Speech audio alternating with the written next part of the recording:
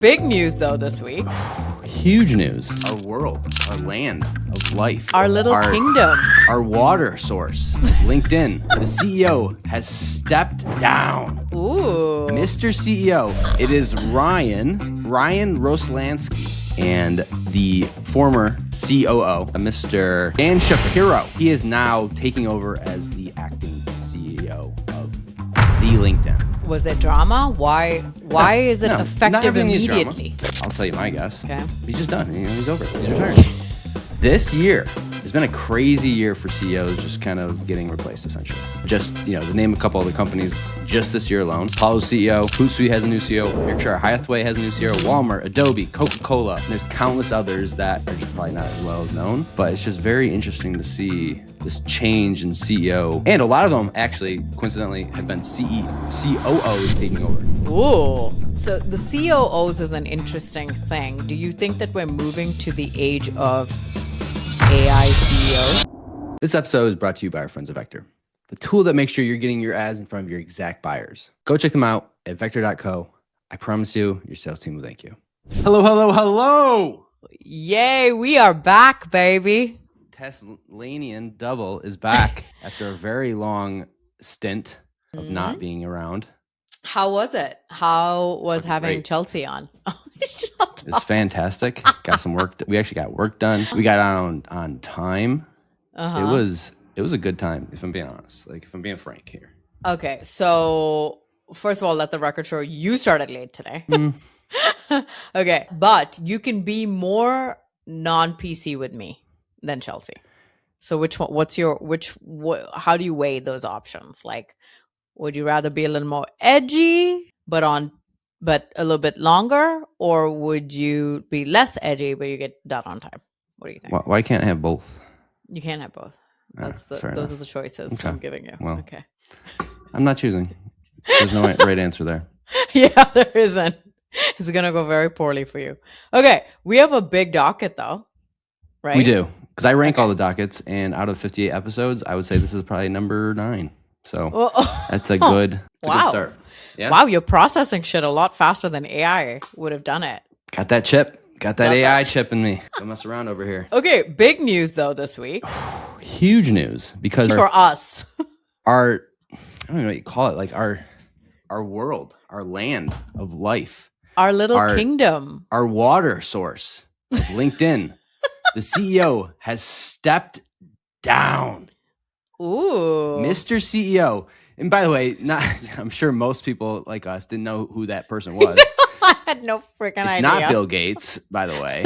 It is Ryan Roslansky. So he was the CEO for about 6 years, actually. Oh. He is now stepping down as of yesterday, so April 22nd. We're recording on Thursday.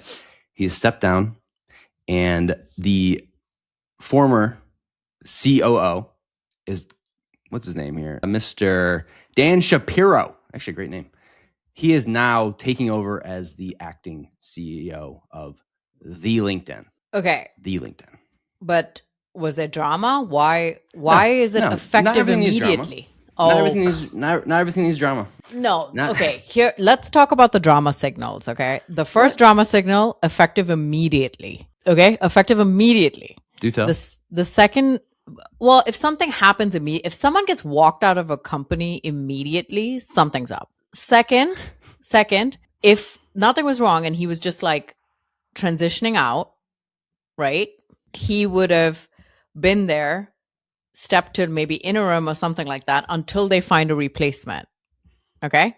But they're moving the COO quickly to interim CEO while they find his replacement. My question. Wait, where'd you get interims? I didn't say interim. You said Dan Shapero. He's the act he's he's going to take over. Okay, he's going to take over. Yeah. Okay. All right. So he's not interim. But is Ryan going to a competitor? Why all this hullabaloo? Yeah, I mean, there's no inference on what he's going to do. My guess, I'll tell you my guess. Okay. He's just done. He's over it. He's retiring. he's altruistic. Yeah, world. so he's done. He can't tackle the AI comments and the comment gating. He's Screw it. It's your problem, Dan. Well, no. So actually, the real answer is here. Because obviously Microsoft owns LinkedIn, he is still, according to sources, the world, TechCrunch, LinkedIn, he's still the EVP in Microsoft. So it's not like he's completely out from what I know. Okay. But he's still at Microsoft. And it does say he made it clear that on LinkedIn that he's staying to help out Shapero as he kind of makes the move. So it doesn't sound like there's any drama here. If I were to assume there was drama, maybe it was the comment gates and the AI crap that LinkedIn hasn't gotten rid of. But they're moving him around, reorg, seeing if Dan can handle this from an operational standpoint. Just saying. But here's what I will say. Because there might not be drama at this one, but I thought this was interesting because, so Monday, the Apple CEO, Tim Cook, stepped down. Yes. This year has been a crazy year for CEOs just kind of getting replaced, essentially. Now, again, I'm not saying there's always drama. Some were, some weren't. But just, to name a couple other companies, just this year alone, Apollo's CEO, Hootsuite has a new CEO, Berkshire Hathaway has a new CEO, Walmart, Adobe, Coca-Cola. And there's countless others that are just probably not as well as known. But it's just very interesting to see this change in CEO. And a lot of them actually, coincidentally, have been COOs taking over. Ooh. Not marketers ever. No. Why? Don't even talk about that. That's not a thing. But what about, so the COOs is an interesting thing. Do you think that we're moving to the age of AI CEOs? Because I saw this other news that we didn't put in the docket, but there's a company that just got like 300 million or something like that in funding because they are going to be able to use AI. They're creating a product that will sit here and predict markets for you using AI. Predict like stock markets, predict all of those things, which is like, okay. But, ex-Google guy, Google scientist or something, and some other guy. So maybe we're moving to that. It's like, we are not the only ones to get replaced. CEOs can be replaced now with I the think AI you're onto something. CEO. You might be onto something. So either COOs just have better management skills and they can manage all these AI agents, and the whole company is just turning to AI agents, or the CEOs are just over AI. Maybe they're just over it. Maybe they don't care. Maybe they don't care anymore. Or it's a coincidence, and it's probably that too. They were also part of the overhiring of the vid. The end. I'm sure there's some of that too. Like they don't want to be, it's tough to fire a bunch of people, and they don't want to be in part of that anymore. I'll say this, which is just like I would not want to be CMO. I would never want to be CEO. That's too much. It's too much pressure. Too much pressure. I mean, we're CEOs right now, but it's different. Way different. When you're managing yourself, it's like when you're managing yourself and a couple of AI chatbots and then a couple of VAs, like it's a totally different game. Yeah. Okay, moving on. What is next? Okay, it's been a while since we covered something related to being hacked, but we're gonna bring it back. We're gonna bring it back real quick. So, have you heard of the company Vercel? I have actually. Yeah, I actually have too. I couldn't tell you what they do, but anyway. I know their logo. That's about it. Oh, it's like a triangle, I think. I'm pretty sure it's like a triangle. Okay, very factual on this podcast. It's black by and the way. white too, if I remember. Dang. Okay. All right. It is. Yeah, it is a triangle. Okay. All right. Black butthole background. Or no butthole? Is it AI company or Depends not? on the butthole, I guess. No. Okay. So this is what happened.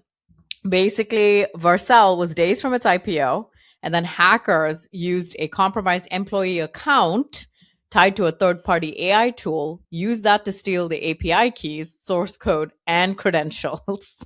And the worst part is that the fact that they were just days away from the IPO. That's the story.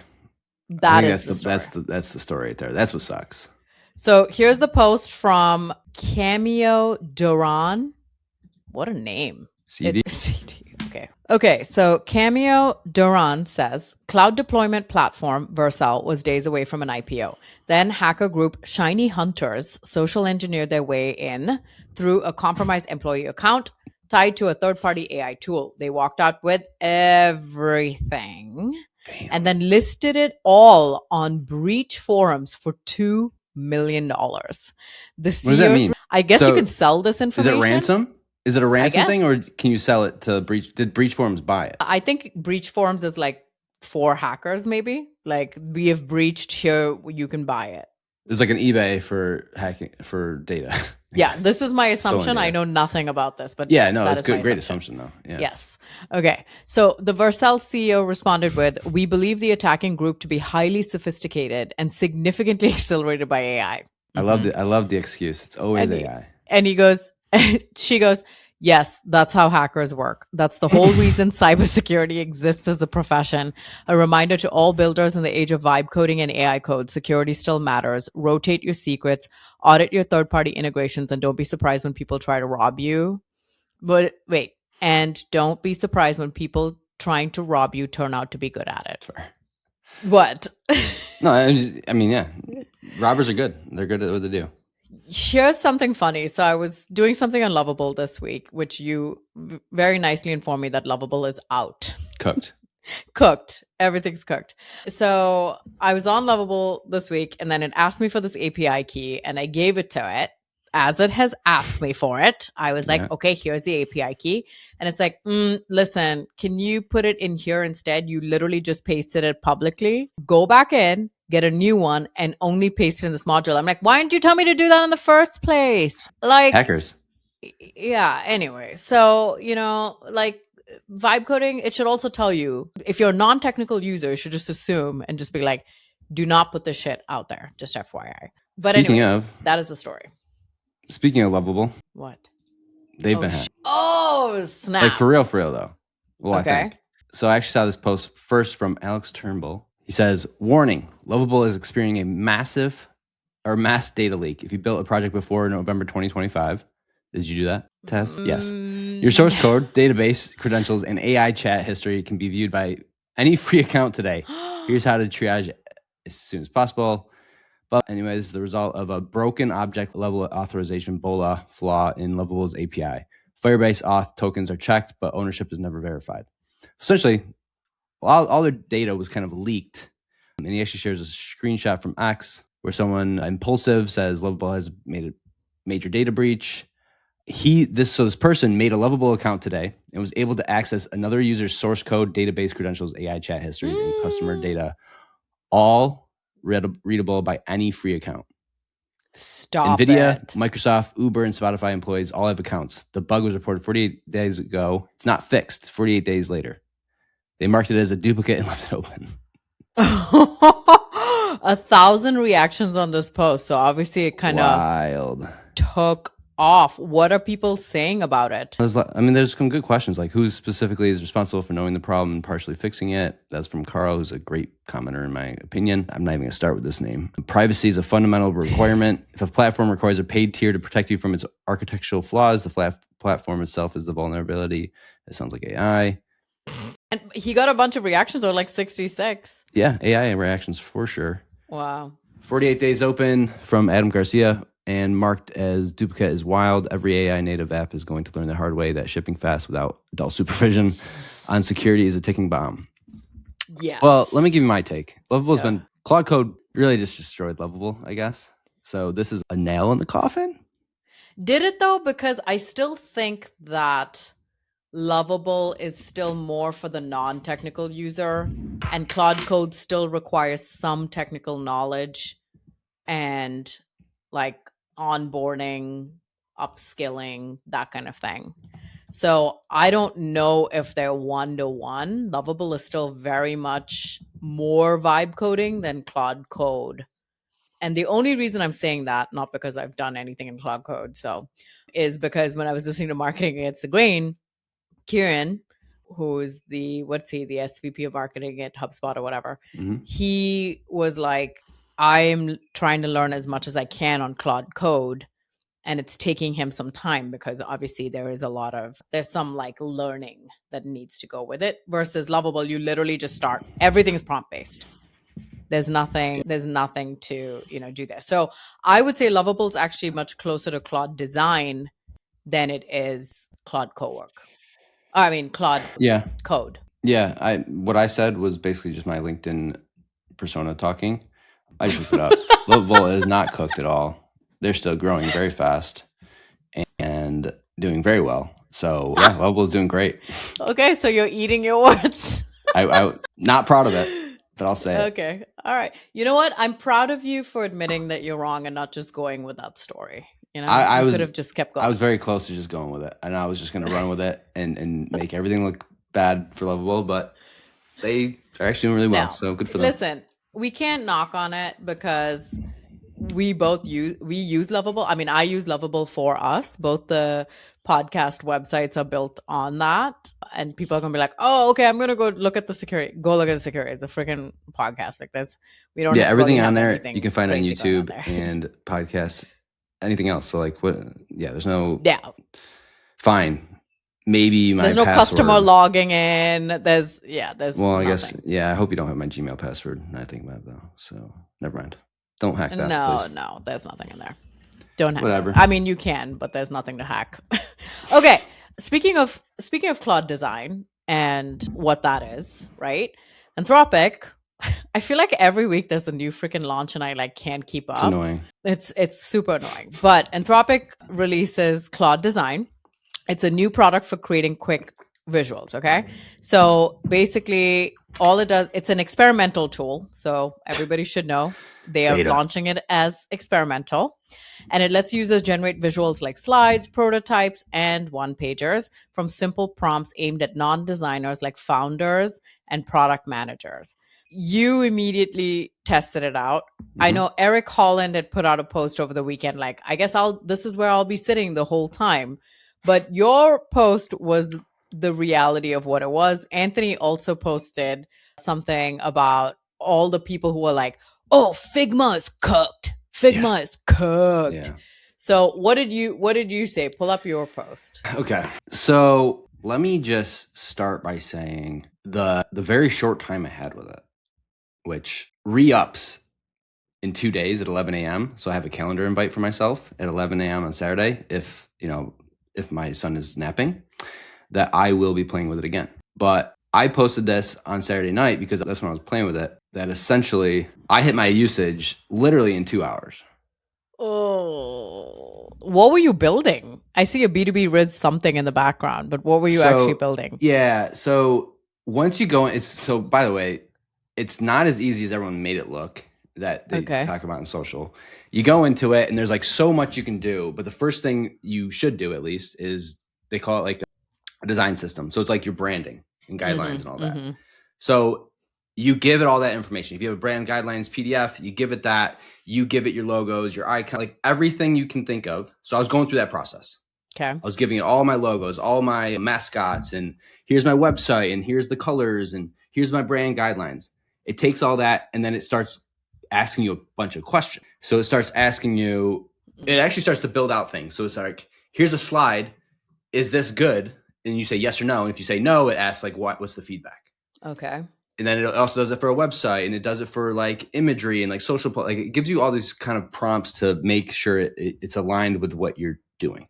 Okay. And then it asks you a bunch of questions. So probably like an hour and 10 minutes of that was me going back and forth with Claude Design to build out my brand. Okay. So you did manage to use it for an hour. And when were you doing this exercise? Because it says it'll reset on Saturday. So how long have you been waiting? A week?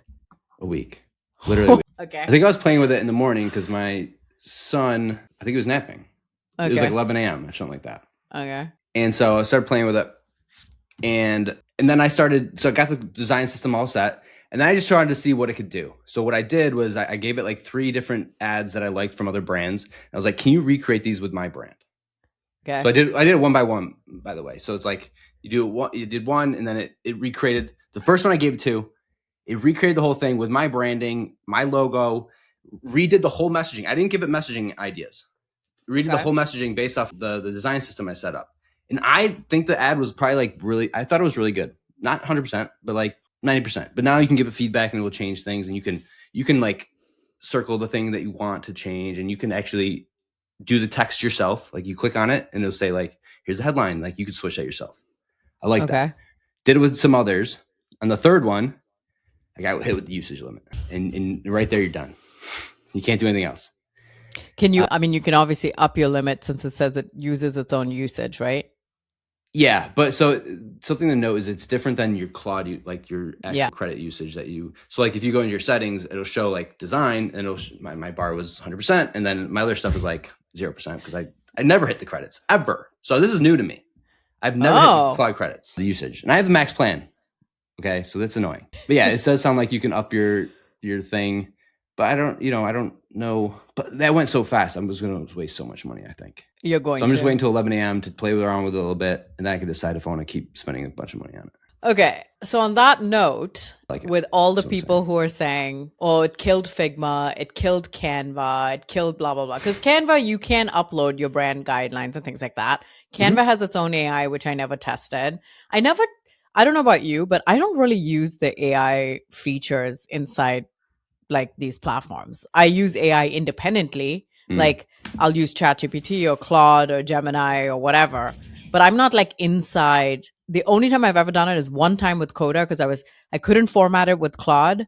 And so Claude's like, ask Coda's AI. So I asked Coda's AI to do it. That was the only time. That one time I've ever used it inside a platform. But Anthony Pieri, obviously, he writes about it. And I thought this was really funny too, which your post blew up, his post blew up. So clearly people think that this is a big topic right now. But he said his hook is Claude Design just killed Figma. Remember when you could make unlimited designs exactly how you want for $20 a month? What if I told you you could now just describe the design and Claude would do an okay job. And as you're asking it to move stuff up and down by 5 pixels, you run out of tokens. And the best part, it only costs you $400 a month per person. There's also another really cool feature where you can upload your design system and brand guide. That's what you did.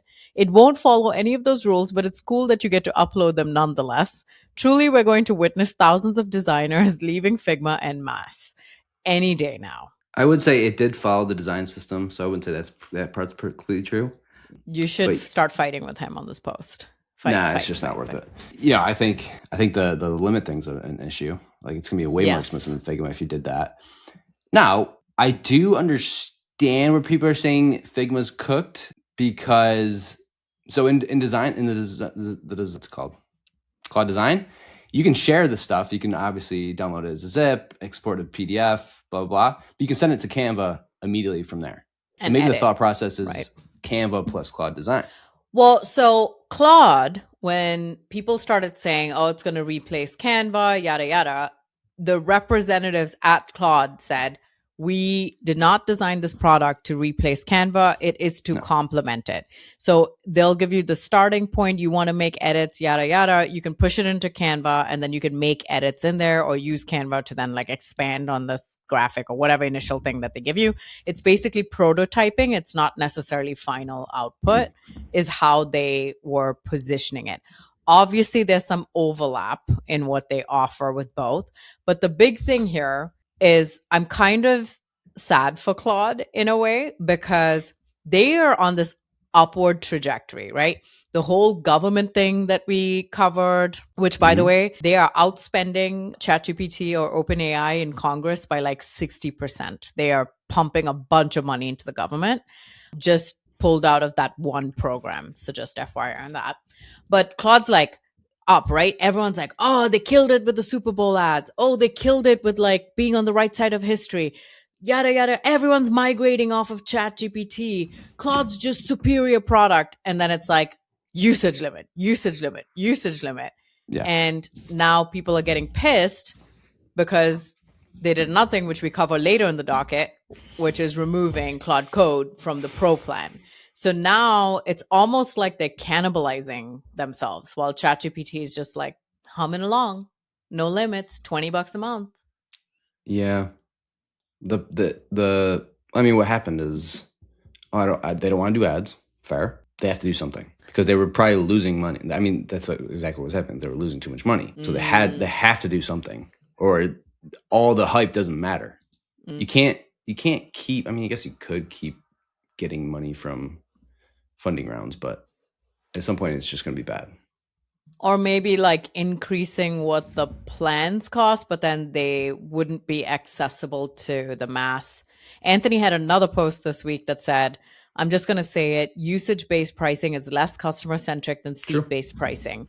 It's great for the company, but literally no customer wants their pricing to be variable. The biggest differentiator between OpenAI and Anthropic is that ChatGPT is still a flat rate per month, and Claude has gone full bore on usage-based. It's likely inevitable that Sam will follow suit, but do not be confused. This is a net negative for the customer. You can come at me with your, but usage based is aligned with outcomes. If those outcomes are going 10 rounds to get the AI to move some pixels around or fix a bug that it introduced on its own, I hate that, by the way. I burned through so many credits to get Lovable to fix a problem that it created. I didn't create this problem. You created it, but it's costing me. Anyway, it never feels good to read, hey, you just ran out of tokens. Click here to buy more. And then I had commented and said, this is the only thing that one, gave me pause about switching, and two, now has me on both. Yeah. I mean yeah. Full stop. Like, yeah. Yes, it's especially annoying for us, business owners, who pay for it ourselves, unless you're some of those companies that your goal is to spend as many credits as possible. Then it sounds awesome. And you work at a company like that. Like I think last week we discussed, I think it was Meta.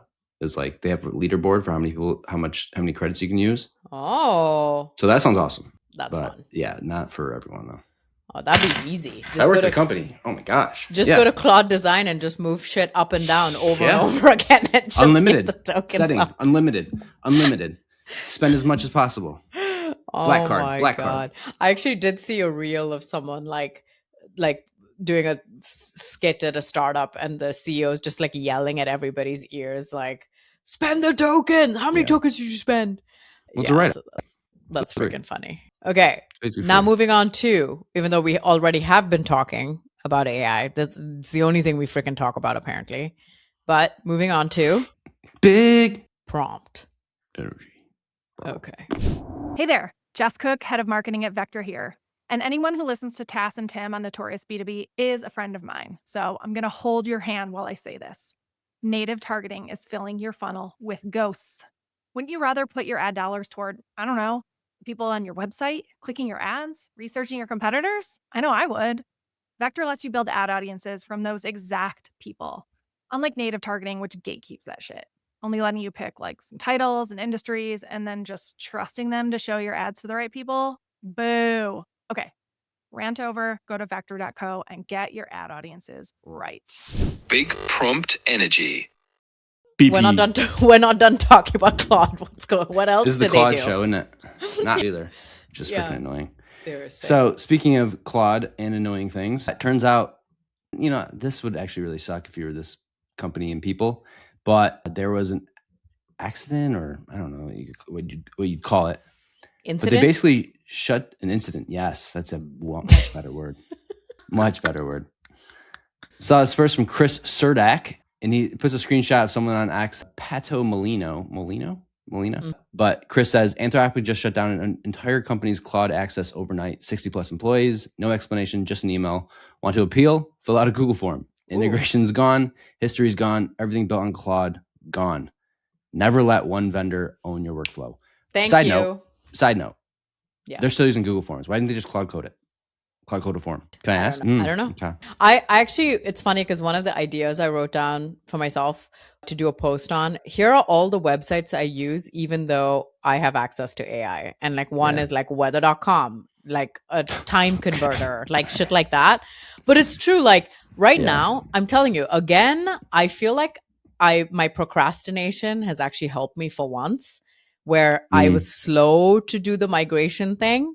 And I'm glad because now I have a backup plan. And that's the best advice I ever got, which is back up your backup. And lo and behold. Yeah. So let's just read off the Claude. So there's a screenshot of the email from Claude. Okay. Claude says, hello. Our automated systems detected a high volume of signals associated with your account, which violate our usage policy. These signals were, in turn, reviewed by our team to validate our system's findings. As a result, we have revoked your access to Claude. To appeal our decision, please fill out this form or learn more about appeals process here. Regards, Anthropic's safeguards team. That sucks. Wow. No explanation, nothing. Just appeal here in this Google form, which is fantastic. Fantastic. That's brutal. And if you've ever had to try to, I'm thinking of, you try to call a company for customer service and you go through like the AI bot first. Yeah. Customer representative. Yeah. No, I can't. Like, that's what I'm thinking of having to go through Anthropic would like, it'd be AI bots, just you just having to like figure out how to actually talk to someone. Luckily, you and I have a human contact, and she's going to also just Claude, like redirect actually us to Claude? the form. No, Casey Jenkins, but she would be like, here's the form. Oh, yeah. She would just be like, Go fill it out. Who are you? Yeah, who are you again? I'm too big to talk to you now. No, she would never. Okay. I don't know why this is a big prompt energy, but we'll cover it anyway. This is more like your area, but I want to cover it because I have an interesting story about this one. So Google right now is facing this like mass arbitration kind of lawsuit that's going to have them on the hook for billions if it does go through. Tim is very loudly drinking from his freaking Yeti right now while I'm talking. So if you're hearing some background noise, that's what it is. Anywho, okay. So the story here, and I'm going to say what Benjamin Gibbert, he's going to be like, you should have just asked me how to pronounce my name before you got on here. Sorry, Benji. This is how we do things. Okay. So Benjamin, he's one of my buddies on LinkedIn. He goes, okay, so this is going to sound like some weird Ponzi scheme sales thing, but here we go. My wife, who has been in B2C marketing forever, came across an opportunity to recover historical Google ad spend based on recent federal findings about Google's ad practices. She has an insane B2C network, but no skin in the B2B game. Unlike a notorious B2B marketer I know called Tass, given your focus on paid landing pages, I figured you might be very interested. Your clients can get a significant chunk of change back, and you can get paid for referring them. Again, I preface this with saying that I know it sounds like a Ponzi scheme, but it's legit from what we can tell. Are you interested? I could give you a rundown on a call. I responded with, that absolutely sounds like a Ponzi scheme. And I laughed as I read it with your setup. So how did she come across this? How does it work? And I said, we can chat if that's easier. And he's like, I know it sounds like one. I still can't wrap my head around it. Her Google Ads consultant that she's been working with for years approached her about it after he had a call with a firm who's essentially pooling in 10 billion in spend across major ad accounts and bringing this to Google to settle out of court for 10% of spend instead of the 30% they could get through the federal case and class action. I ghosted him, okay? Even though he's my friend, we've been jokey, whatever. This happened, oh gosh, when did he reach out to me? It was like months ago. He follows up. He sends me now the article, okay? And he said, reaching out for no other reason than to defend my honor and prove that I was not trying to sell snake oil. So he sends me the freaking article and I'm reading through it. And basically it says that the whole thing is Google was operating illegal monopolies in both search and ad tech. Basically was monopolizing all the dollars advertisers could spend on like online advertising. But Google's contracts actually block class action lawsuits. They literally say you cannot sue us. So now advertisers are using something called mass arbitration. Basically, it's a loophole where tons of individual claims are filed together. But the problem is arbitrations usually favor companies, but mass arbitrations flip the pressure and it can force huge settlements. So now a lawyer is leading the charge and saying that the damages could hit $218 billion. The first wave of claims is already being filed. These cases usually take 12 to 24 months to play out. Google is saying, guess what? We're going to fight it, and that it is not going to estimate any potential losses right now. So I basically missed out on billions of dollars. Well, it's probably he was joking in our conversation. He's like, okay, you missed out on 50% of 10% of 5% of 30% of 10% of whatever. Yeah. I'm missing out on like $1. Okay. Yeah. So 100%. That's where everything is. But it was funny that he did actually reach out to me and I could have been part of this thing, but I thought he was trying to sell me snake oil. What do you It wasn't like He was. well, I don't think he meant to No, it do did sound like, didn't it sound fishy though? I mean, yeah. Yeah, exactly. But yeah, it's just gonna be one of those things where I get those emails all the time. Did you use Chase from Yes. 2017 to 2019? You could win money back from this lawsuit, and it's literally like a billion people in the lawsuit, and everyone gets split of like whatever's left after the fees, the lawyer fees, the whatever it is, and it's like $2. I mean, I've gotten not $2. There's been like 20, 30, 50s in my past when I've been part of class actions. Oh, so you fill out the forms for these? Yeah.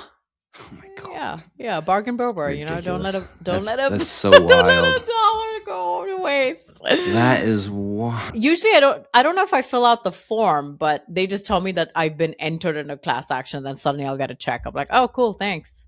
What are you talking about? Mine have always been forms. You always have to fill something out to get that information. No, I don't think. Yeah, you're lying. I've just gotten. Sorry, you're wrong. You always have to fill something out. Someone did it for you. Someone did it for me. That's perfect. There you go. Maybe they just needed people and they're like, yep, she purchased. We're just going to add her in. That's fair enough. Okay. Speaking of snake oil. Damn it, Anthropic. We just need like a segment that's like the Claude segment. I think I'm over Anthropic at this point. I know, I'm kind of over I'll just whiz through this one because speaking of like the limit credits and all that, they are going down a track here because there have been multiple posts in the past week of people seeing that Anthropic has quietly removed the Claude Code CLI. I don't even know what that means, but it's like the Claude Code being part of the package and the $20 a month pro plan. So it used to have Claude Code in it. They have slowly, not telling anyone, as you shouldn't, removed it. They just started to remove it. So like, everything's kind of going down this path of like, maybe they should have ads so we can actually do work. Yeah. I don't know. Just put the damn ads in. Maybe that's their plan is make the users request ads so we can finally just access the whole product. Well, maybe because then the Super Bowl ad would mean nothing.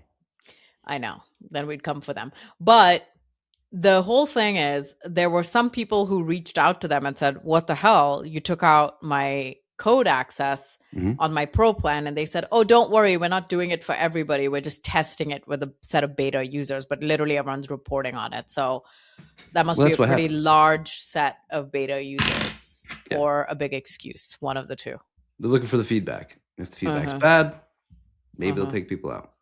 I think they probably pick and choose who's been using Claude Code on the pro plan though. Oh, that would be dangerous. That's a dangerous game to play. It's the money-saving game. Yes. Okay, this one was an interesting one. I saw this one today. So Florida wants to charge ChatGPT with murder. Okay? So it's an AI liability test case. Florida has launched a criminal investigation into OpenAI to determine if ChatGPT could bear some responsibility for a 2025 Florida State University shooting after claims that the suspect used it for guidance on weapons and planning. So the big debate here is officials are arguing that if a human gave that advice, they would face murder charges, like accomplice to murder, right? But OpenAI is saying the chatbot only returned publicly available information and did not promote harm, setting up a major legal battle over AI's accountability.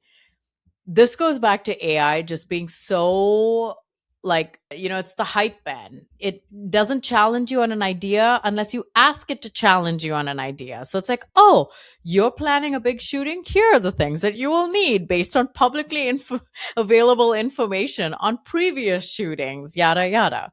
But what's your take? Should they be liable or not liable? No. What the It's like, come on. It's like blaming Google for someone Googling how to... That's a good point. Do something. That is a good point, which is, the funny thing? The funny thing is, I bet based on the narrative, OpenAI could either be a hero or an accomplice. And I'll tell you why. I watch a lot of crime shows, right? I know you do CSI and all that other shit. I watch a lot of... Sorry, let me just set this straight. What? not CSI, SVU. SVU. Okay. All right. Yeah, Special come on. Victims Unit, though, I cover Ice all Cube. crimes. Okay. Ice Cube. Okay. But so there have been some cases where there have been cold cases and they've traced down like through like digital footprints and found like someone kept looking up the site of this murder where this body was found. And that's how they found the guy who murdered the person, because they kept revisiting the site via Google Maps. Okay. Okay. Florida would have been like, oh, Google Maps is helping them, Right. like whatever.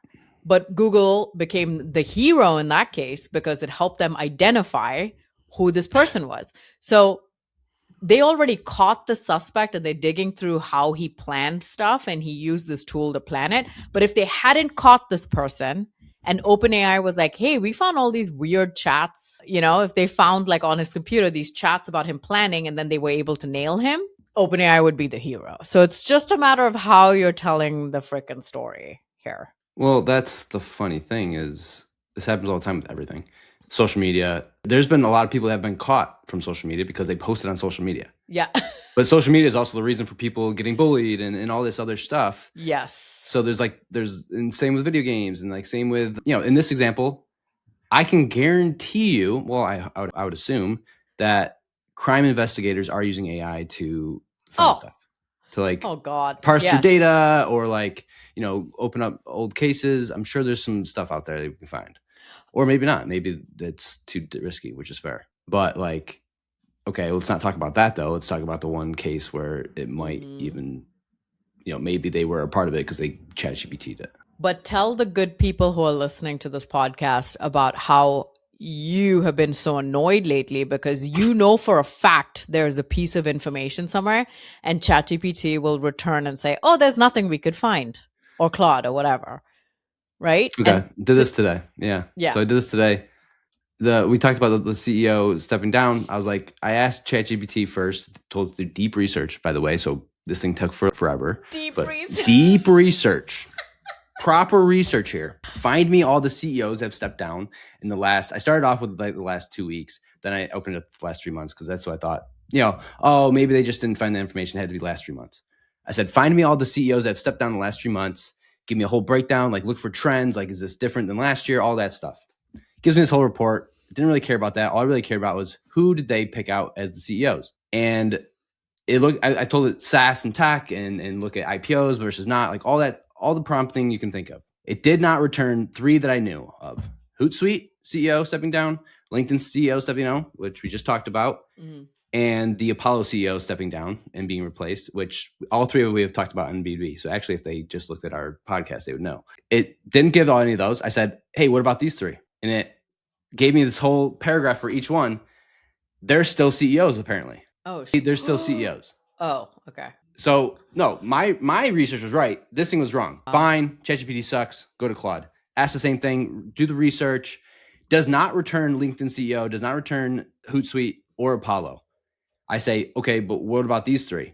And then that one actually gave me, oh yeah, okay. Here's what happened. Like here's who replaced them. Well, and Kaylee was like, oh, maybe it's because LinkedIn doesn't allow scraping. And Claude knew. Yeah. But it's not all on LinkedIn. This is stuff that's on TechCrunch and it didn't scrape. It wasn't. Yeah, exactly. It was on TechCrunch. So it gave me the articles after I asked about them. So like, what are you good for? This Math? is why all right, I always say, double check your work. Double check your work. AI is not perfect. Guess what AI is trained on? Humans. We are not perfect. Double check the work. Double check the work. Always. I'm over AI. AI is done. I'm over It's cooked. He's going back. We're going back I'm to reverting back everything. I'm going back to the manual. Yeah. Like this. All right. Back to our VAs. Please. Very dependable. Okay. Stop it. Humans are flawed too. I get it. Humans are flawed. Humans are flawed too. Okay. What's next? All right. We're done with Claude, I think, which is good. Yay. Good. That is really good. Okay. So speaking of another tech giant though, SpaceX, Mr. Elon, is acquiring the old Cursor for $60 billion. Dang. Chump change. But basically, so SpaceX is not just the spaceship company anymore. It's part of XAI, which is basically all of Elon's companies. Yes. But now it looks like he's going to be acquiring This Cursor, developer the AI product. coding startup, later this year for $60 billion. And here's what's interesting is if he doesn't do that, he still has to pay them. So like let's just say whatever happens, like something happens and it doesn't go through. He still has to pay them $10 billion for their partnership to work, for them to work together. Oh boy. So like he's basic. I mean, I guess 10 billion is like nothing to him, but like I'm assuming he's got to buy it right now. Like he's got to buy it. Yes. So whether they end up in a buyout or not, there's a $10 billion partnership. Well, that's the risk you're willing to take, I guess. When That's what everyone think of at that time. When Adobe was trying to buy Figma, that was or one of them. They got paid out like $2 billion, not 10 billion, but they got paid out $2 billion because it didn't go through. But I mean, so now XAI, who and Grok, I think it's Grok. Grok. Their AI models is now going to have Cursor built into it, so AI coding tool. So what I'm expecting here is LinkedIn to be full of XAI just killed Claude. Yeah, Claude Code, Codex, all of it. It's all done. It's all done. Lovable's cooked. Yeah. Everyone's cooked. Everyone's dead. XAI just killed them, especially on X. It's going to be B2B is just a vicious cycle of deaths and resurrections. Just XAI just killed Outreach. XAI just killed .com stuff. I don't know. Comment Billy for the playbook. Elon's back. That's what's going to happen. Elon's back in the favorites, everyone. Everyone's going to love him again. Oh, God. Never. Sell your Teslas, everyone. I know. I think Tesla's on the up and up right now. Jeez. God. Probably. I don't even know. But now you can just code everything in Tesla. It's going to be great. Okay. You got to go.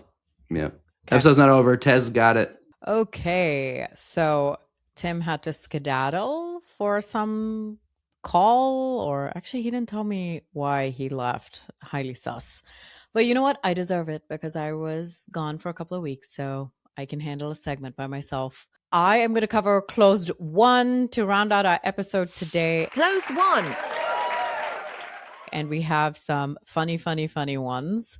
I've missed seeing them on LinkedIn, so I'm excited to look at them together. Let's pull up our first guy. Okay. The first one is by Jasmine Gathoga. Okay. I wonder if there's a course on name pronunciations, but she said, LinkedIn experts, 3 mistakes on your LinkedIn banner. Meanwhile, Harry X from London, blah, blah, blah. Shut up. Let me show you how it's done. He literally broke every rule on profile optimizations, but you know what? Hands down, my favorite LinkedIn profile of the year. And you see this screenshot of Harry X, the software engineer. His face is him laying down, and his banner image, which is behind his profile image, is him fully laying down on the ground. So it looks like he's just laying down in his entire profile. And this one stacked up 961 reactions. People loved it. Hilarious. This is the kind of stuff that I like. While LinkedIn profile people are like, hey, you're not clearly indicating your value on your LinkedIn banner. But you know what? He doesn't need to. Software engineer, Harry X, I would reach out to him if I needed anything. You know what I'm saying? His value is creativity. Okay. The next one, we have Travis Kirk Lowry. Okay. So he's making fun of building on AI. So he says, building anything with AI is so funny right now because you will think you've put something together quite elegantly. And then you have coffee with someone and they're like, oh my God, dude, oh my God. Are you not using Nurple for this? And you hurry home to research Nurple and realize it would have saved you a lot of manual coordination. So you pay $25 a month and implement it rapidly. Then a week later, you're on a Zoom call and someone is like, oh my God, man, you're paying Nurple to do this? You could do this on your local machine using Constantinople technique. Is there a reason you're not doing that? And you smile meekly, and then later over dinner, while absentmindedly feeding your children, but really researching the technique, you realize that yes, that would be dramatically superior. So you cancel your Nurple subscription and implement the technique. And then you're on Twitter 2 days later and you see Anthropic has acquired Nurple for $750 million and integrated all of its functionality natively into Claude. So none of this was needed at all if you just waited a couple of weeks. This is exactly how I feel. You got 3,100 reactions on this. Freaking killed it.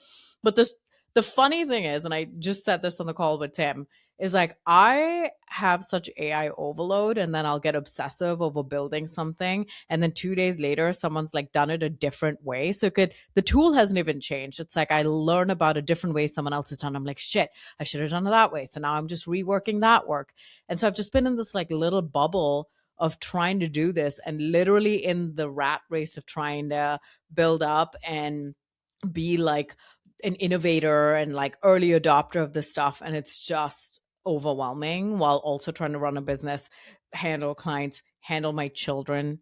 There's just a lot going on. But I told myself 1 to 2 new AI pieces of knowledge that I should try out per week. And that's it. Give myself some breathing room because it's too much. And now I'm really happy that I did not do the switch fully to Claude just in case I have to come back to ChatGPT. But now I'm paying both to keep this repository. I don't know. Somebody save me. Send me some help. Send me some DM help. Okay, this one I love. So Lucy Orbitelli, an account executive at Octopost, she said, "Me to ChatGPT in all caps.